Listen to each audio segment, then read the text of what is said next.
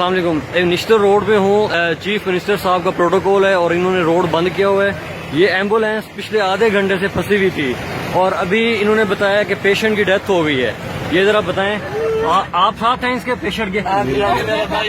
क्या हुआ था इसको? ट्रैक्टर के नीचे एक्सीडेंट हुआ। ट्रैक्टर के नीचे एक्सीडेंट हुआ है, आप इसको निश्तर लेके आए थे और कितनी देर से फंसे हैं प्रोटोकॉल में? 20 मिनट हो गए। 20 मिनट से आप 20-25 मिनट से यहाँ खड़े हैं और इन्होंने नहीं खोला रोड और ये पेशेंट की डेथ हो गई है इस वक्त ना। ये आप देख सकते हैं, ये खवातीन रो रही हैं। ये पेशेंट है, ये जवान लड़का है, इसकी डेथ हो गई है। ये चीफ मिनिस्टर साहब के प्रोटोकॉल की वजह से एक पेशेंट की डेथ हो गई है। इसका कौन जवाब दे होगा? मतलब ये वो हुकूमत है जो ये वादा करके आई थी कि हम प्रोटोकॉल नहीं लेंगे। अच्छा एक्चुअली चाह के आया नहीं ना क्या तेरा मेरा हाजी इशफाक कौन वाल्द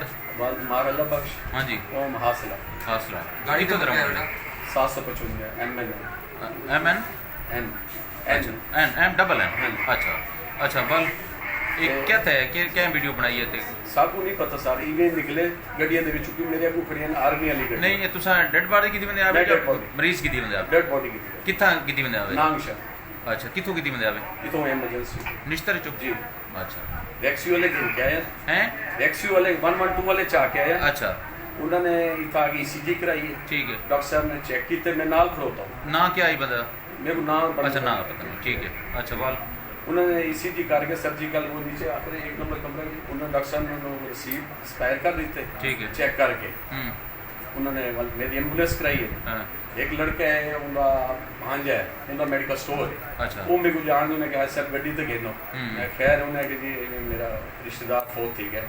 गिन के जिन्हें से डेड बॉडी चाहती उनके रिश्तेदार सारे मोटरसाइकिल दे कोई कार आते जी नहीं आ गए नौजवान लड़का है ट्रैक्टर के तले आ गए ठीक है गिलानी साहब जी रकबे दे विच उत्थे ही काम करेगा वो सर वाल जी वेले असि तू चाह के निकले अगू मेरे आर्मी दी 2 या 3 गड्डियां खड़ोती हैं अच्छा 5 नंबर गेट अपना 3 नंबर गेट तो अच्छा निकले तुसा किदे हो केड़े गेट जो इवें सर एमरजेंसी जी ठीक हो गया ते मैं सीधा वेंदा पे चुंगी वाले पासे ते अगू जेड़ा कट आंदे ठीक है उत्ता आर्मी दी गड्डियां खड़ोती हैं ते शीशे खुले हैं ते औरतां जेड़े उनदी फैमिली है वो रोंदे धोंदे पे ठीक लड़का इवें लंघदा भी आई उन्हें आके ना वो पूछ के देख क्या हुआ क्या नहीं बाव वीडियो बना के वो चला गया अच्छा मैं उन्होंने नांगशा छोड़ के आ गया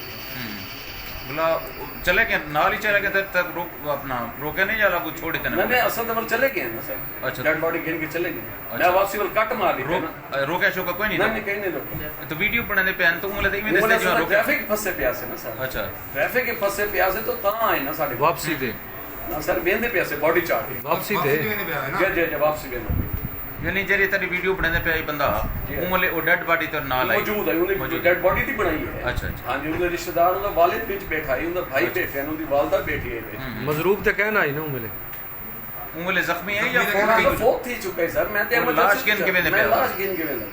ये तो क्लियर थी कि बहुत तो लिस्ट रखी आप एमरजेंसी वो रेक्सी वाले जिन्होंने चाह के उन्होंने कहे अजीज होटल तो पिछू फोक थी गए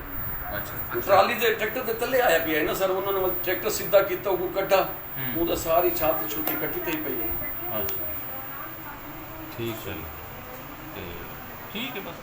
ठीक है